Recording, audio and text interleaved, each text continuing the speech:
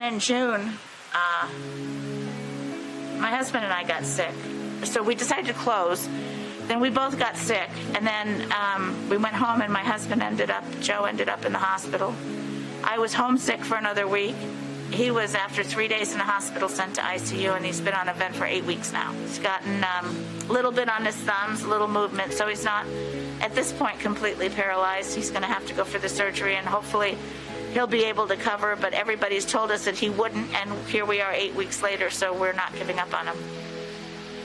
Progress. Little progress, but it's progress for sure. Give me a sense of that decision to reopen the restaurants. The why is your family is in the middle of this. Well, I have no choice. This is our only income. One of my ex-employees, who's now really part of my family, had set up a GoFundMe for me and Joe to handle exorbitant medical bills. But I've used a fair amount of that to keep the restaurants open. You know, the electric doesn't stop, the gas does, nothing stops. You can turn things off, you can put things on hold. The insurances don't stop, but you can't just walk away from it because you can never get back. To employees, what role did they play in your decision to be opening the business? They want to work. They don't want to. They're workers. They've been with me forever, and they want, my success is their success, and they've never missed a paycheck, and they've never missed a day of work. But they rely on you, too. Oh, absolutely. We rely on each other. I can't do it without them, and they can't do it without me. Joe is Aiello's. Joe is that big, boisterous, big guy with the white hair, looks right out of a mob movie, talking to every customer with that thick New York accent. They love him, and I'm just the wife. I mean, I do the stuff in the back. Like, we're a team. We couldn't do it. We're like 30 years together. We couldn't do it without each other. But he's my front man.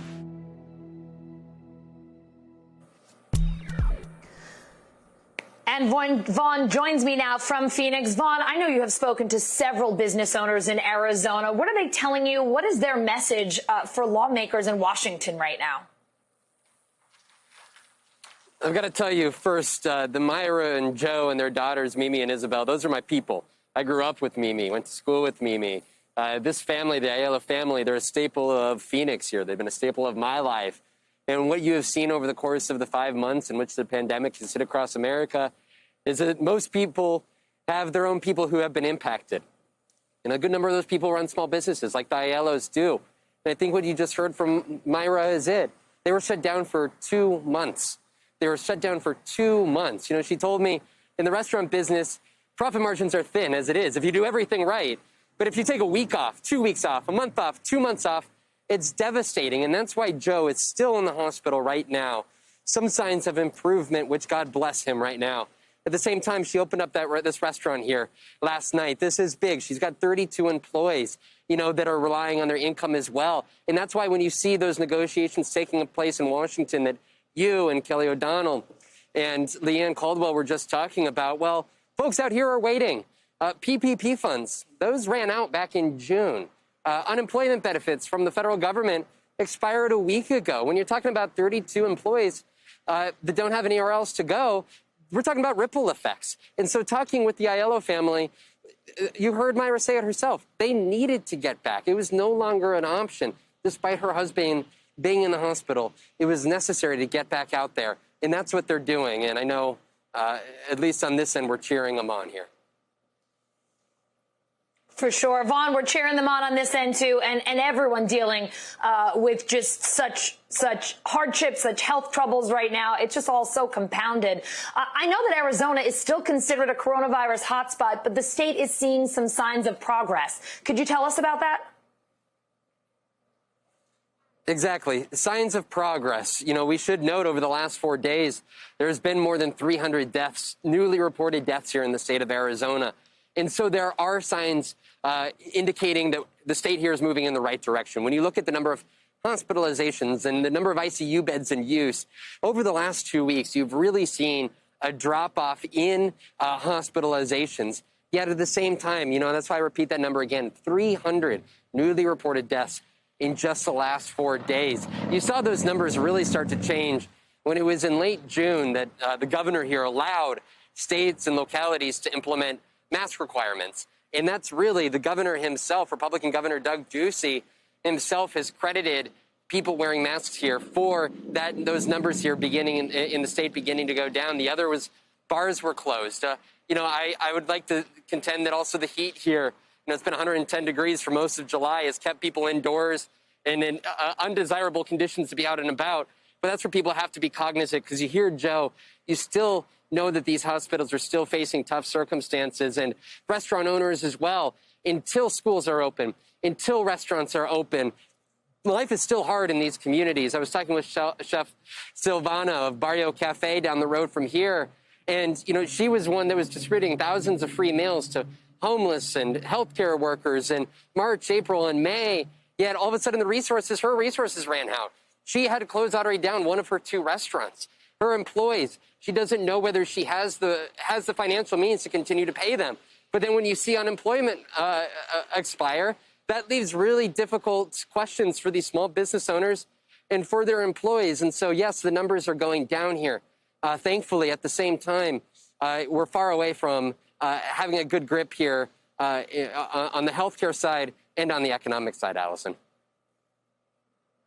Yeah, Vaughn, still a long ways to go. Thank you so much. Thanks for sharing the Aiello family story. Please let them know we are rooting for them. I hope you'll be back again with some good news soon.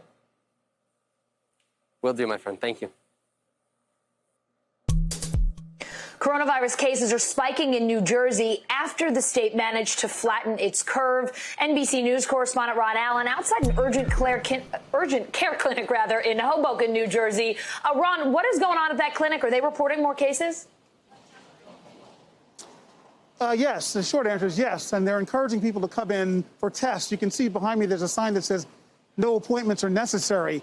That changed because they're trying to increase testing. There was a spike here in cases. They're trying to get out word. We spoke to the manager of the center a little earlier today. Here's what she had to say about the volume of people coming in.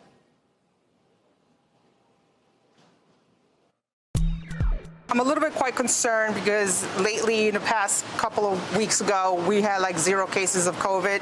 Now that we're testing more and more of our patients, our numbers are slightly increasing and we're seeing more positive cases. And you're encouraging people to come and get tested. Correct, to the point that we are starting an aggressive testing site. On Mondays and Tuesdays, starting next week, we are going to be testing the whole residents of Hoboken. And they're hoping in particular that young people come. Most of the cases that have been happening, or a lot of them, a significant portion of them, are people under the age of 40 or so, teenagers and up. And a lot of this has been tied to house partying and celebrations, graduation events, barbecues, showers, baby showers, things of that nature, families coming together, especially down at the Jersey Shore, beach communities where a lot of people have been, as summers come on, letting down their guard perhaps, taking off their masks, not socially distancing. And that's what the governor here insists is causing the spread. Another thing that the governor revealed today is that contact tracing is, of course, an important thing that we've heard a lot about. He said that 45% of the contacts, efforts to trace people are not happening. And that is to say, when a contact tracer reaches out to someone who's positive to try and get people to contact, 45% of them are not cooperating. The governor made it clear that this is something that you should do. You have a moral obligation to do, essentially. Here's what he had to say about contact tracing. We need to be perfectly clear. This is about public health, period. No one is out on a witch hunt here. We do not condone things like underage drinking or any illegal behavior, but that is not what this is about. No one is asking questions that have any focus other than trying to stop the spread of the virus. And the state is launching yet another public service campaign to tell people, to warn people that all the progress that New Jersey has made. Remember, this state was in very dire straits back in March, April, May. The numbers came down when the shutdown happened. All of the opening that they've been doing is at risk, the governor is saying. They're in phase 2 now and stuck here. And of course, we're wondering about schools. All that's at risk unless people start taking this more seriously. Masks, hygiene, distancing, and testing. Allison? Ron, could you talk to us a little bit more about contact tracing in New Jersey and how they plan to use that to get things on track? Well, they're trying to hire more people and bring more volunteers on to do this. There was some number, I think he said about there are 15 tracers for every 100,000 population across the state in different communities. They want to double that number. And we've heard this in a lot of places. But the bottom line is that when these contact tracers, when someone tests positive and the contact tracer reaches out to that person to try and find out the 10 or 12 people that they've been near, that person has to cooperate or the whole thing doesn't work. And he said that in 45% of the cases, almost half of them, the contact tracers are not getting the cooperation that they need. So that could be a real big setback, because that's, of course, how states, everybody across the country, around the world, is trying to contain the virus by identifying it, identifying people who've come in contact with them and quarantining them. So, again, the numbers here in New Jersey are spiked at the end of July. The first week of August has been better, the governor said. They're still not where they want them to be, but there's a lot at risk. There's a lot at stake. And this is a critical moment. As he put it, we can't give this virus an inch because it'll take over everything. No doubt. Ron Allen in Hoboken, New Jersey, thank you so much for your reporting, and have a good weekend.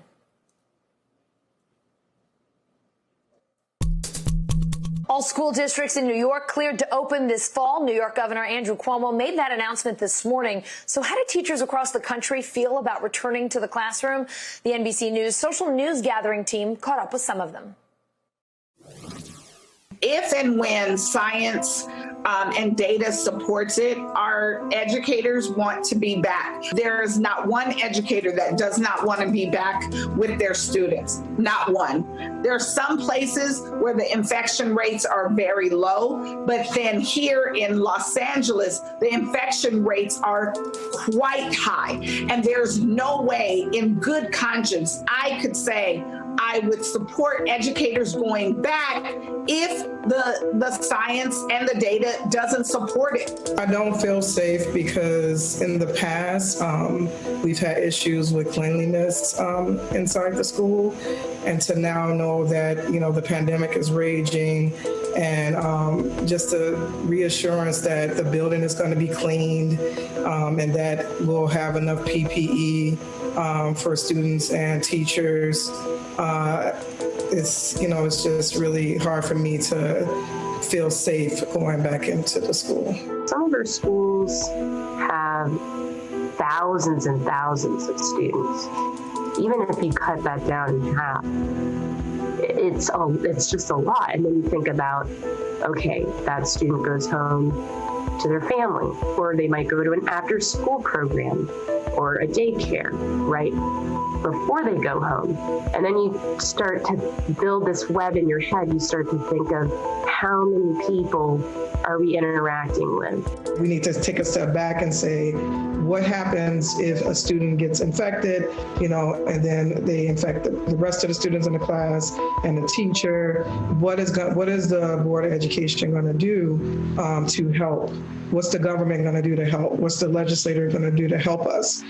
The Black Lives Matter, in conjunction with the pandemic, it kind of illuminated all of the inequalities that take place in the Black community, with all of the lack of resources, the disinvestment in communities of color, and then now just the lack of resources even to get education. Everywhere there's systemic, structural, institutional racism, it's our job to root it out from its very foundations. That means looking at the institutions, programs, and policies to really break those barriers down. Our students are asking for that, and it is incumbent upon us to do that work. Hey, NBC News fans, thanks for checking out our YouTube channel. Subscribe by clicking on that button down here, and click on any of the videos over here to watch the latest interviews, show highlights, and digital exclusives. Thanks for watching.